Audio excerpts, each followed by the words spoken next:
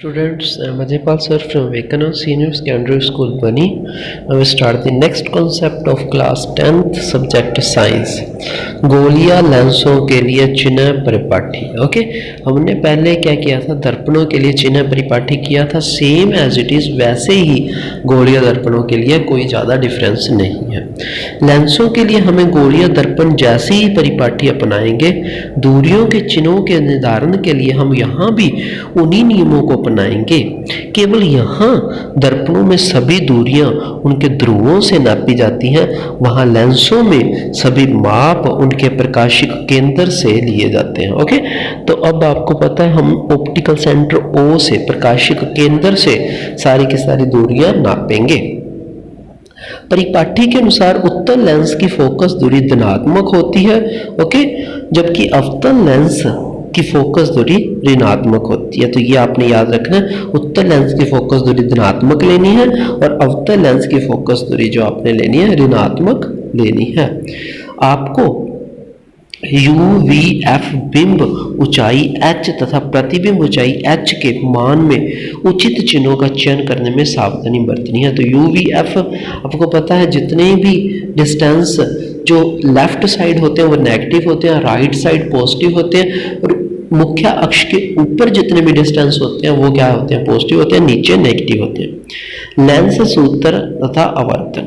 जिस प्रकार हमने गोलियां दर्पणों के लिए सूत्र ज्ञात किया था, उसी प्रकार गोलियां लेंसों के लिए भी लेंस सूत्र स्थापित किया गया है. यह सूत्र बिंब दूरी, प्रतिबिंब दूरी और फोकस दूरी के बीच में संबंध प्रदान करता है. लेंस सूत्र व्यक्त किया जाता है 1/v - 1/u = 1/f. उपरोक्त लेंस सूत्र व्यापक है, किसी भी गोलियां लेंस के लिए सभी स्थितियों में मान्य है. लेंसों से संबंधित प्रश्नों को हल करने के लिए लेंस सूत्र में आंकिक मान प्रतिस्थापित करते समय विभिन्न राशियों को उचित चिन्हों का ध्यान रखना. तो अपने जो लेंस है उसके अंदर क्या था, 1/v + 1/u = 1/f था. दर्पण सूत्र के अंदर, लेंस सूत्र के अंदर 1/v - 1/u = 1/f है. ओके, तो इसको उन्होंने बोला जब आपने फार्मूला इसको लिखना है तो इसके अंदर जब आपने वैल्यू पुट करनी है कि v की कितनी, u की कितनी, f की कितनी, तो चिन्ह परिपाठी का जरूर आपने ध्यान रखना है, वो इसके अंदर बोला गया है. आवर्तन. किसी लेंस द्वारा उत्पन्न आवर्तन किसी गोलियां दर्पण द्वारा उत्पन्न आवर्तन की ही भांति प्रतिबिंब की ऊंचाई तथा बिंब की ऊंचाई के अनुपात के रूप में परिभाषित किया जाता है. इसे अक्षर m द्वारा निरूपित किया जाता है.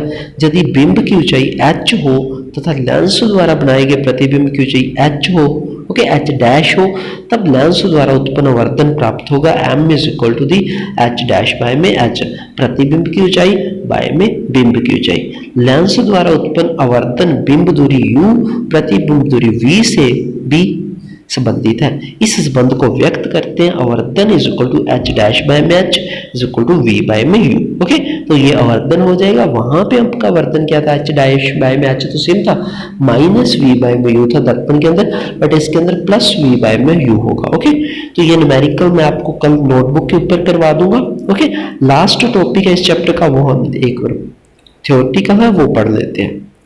आप जानते हैं कि किसी लेंस के प्रकाश किरणों को अभिसरित अथवा अपसरित करने की क्षमता उसकी फोकस दूरी पर निर्भर करती है.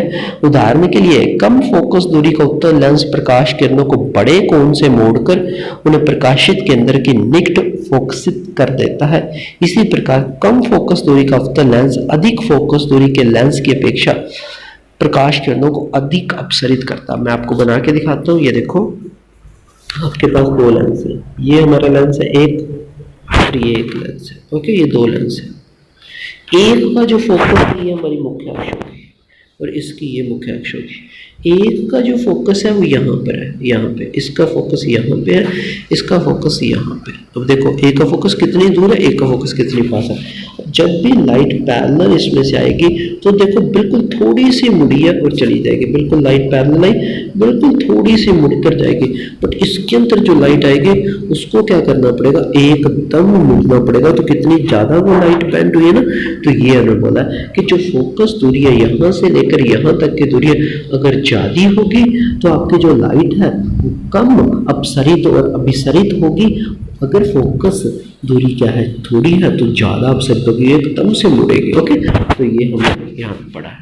किसी लेंस द्वारा प्रकाश किरणों को अभिसरण तथा अपसरण करने की मात्रा को उसकी क्षमता के रूप में व्यक्त किया जाता है कि कोई लेंस कितनी लाइट को इकट्ठा करता है और कितना फैलाता है। इसे पी द्वारा निरूपित किया जाता है और यह फोकस दूरी की क्षमता के इनवर्सली प्रोपोर्शन होता है। P is equal to 1/f। अगर फोकस दूरी कम है तो उसकी जो पावर होगी वो ज़्यादा होगी, क्षमता होगी वो ज़्यादा होगी। लेंस की क्षमता का ऐसा ही मात्रक डायप्टर है, इसे अक्षर डी द्वारा दर्शाया जाता है। यदि एफ को मीटर में व्यक्त करें तो क्षमता को डायप्टर में व्यक्त किया जाता है। इस प्रकार एक डायप्टर एक लेंस की क्षमता है जिसकी फोकस दूरी 1 मीटर है। आप नोट कर सकते हैं उत्तल लेंस की क्षमता धनात्मक तथा अवतल लेंस की क्षमता ऋणात्मक होती है, ये आपने याद रखना। ओके, उत्तल लेंस की जो क्षमता होती है वो हमेशा क्या होती है, पॉजिटिव होती है। धनात्मक मतलब पॉजिटिव, ऋणात्मक मतलब नेगेटिव होती है। ओके, ये आप याद रखोगे। नेक्स्ट हमारा ये चैप्टर कंप्लीट हो चुका है। ओके, ये लास्ट पढ़ते हैं। चश्मा बनाने वाले अब सुशोधित लेंस निर्धारित करते हैं तो उनकी क्षमता को उल्लेख करते हैं। मान लीजिए निर्धारित लेंस क्षमता 2 डायप्टर है तो इसका मतलब है उत्तल लेंस है, और अगर फोकस दूरी उन्होंने बोल दी प्लस 0.5 मीटर है, ओके, तभी भी आपका उत्तल लेंस होगा। इसी प्रकार -2.5D जो क्षमता होगी उसकी फोकस दूरी आपकी -0.4 मीटर होगी और ये लेंस अवतल होगा। तो ये हमारा सारा चैप्टर कंप्लीट हो चुका है। इसके हम क्वेश्चन आंसर डिस्कशन करेंगे। तो I hope you understand this concept. Take care, stay home, stay safe, bye.